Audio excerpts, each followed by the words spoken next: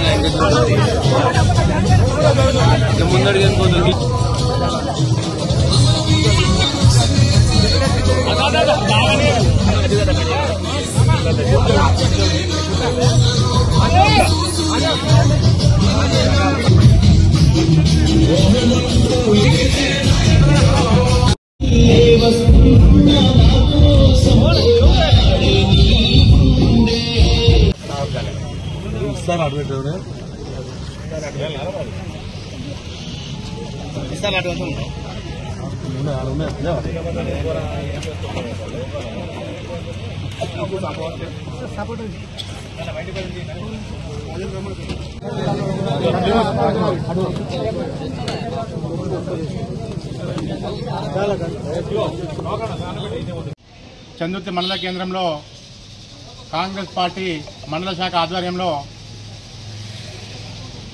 బడుగు బలహీన వర్గాల ఆశాజ్యోతి, పేద ప్రజల పెన్నిధి అయినటువంటి పెద్దలు ప్రభుత్వ విప్పు మన వేములవాడ శాసనసభ్యులు ఆది సినన్న గారి పుట్టినరోజు వేడుకలను ఘనంగా నిర్వహించడం జరిగింది।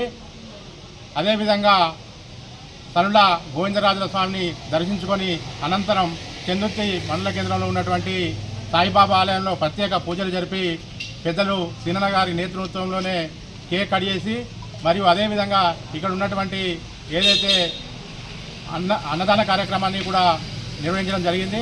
ఈ యొక్క అన్నదాన కార్యక్రమంలో చాలామంది కూడా పేద ప్రజలు, అదేవిధంగా కార్మికులు, కర్షకులు కూడా అన్నదాన కార్యక్రమంలో పాల్గొనడం జరిగింది।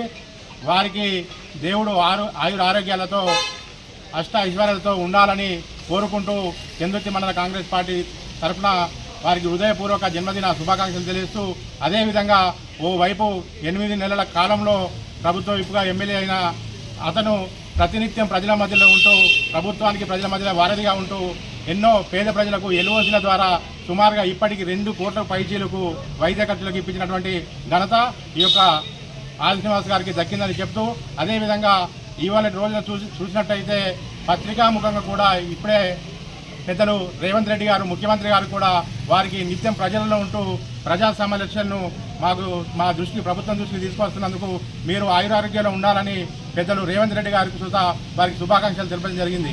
అదేవిధంగా ఇక్కడ ఉన్నటువంటి ప్రజలందరూ కూడా రాబో రోజుల్లో పెద్దలు సినన్న గారిని ఆయురారోగ్యాలతో ఉంటూ ప్రజలకు సేవ చేసే భాగ్యాన్ని కల్పించాలని ఆ రాజరాజస్వామిని మరోసారి కోరుకుంటూ ఈ యొక్క ఆది శ్రీనివాస్ పుట్టినరోజు సందర్భంగా చందుర్తి మండల ప్రజలందరి తరఫున కూడా శుభాకాంక్షలు తెలియజేయడం జరుగుతూ ఉంది।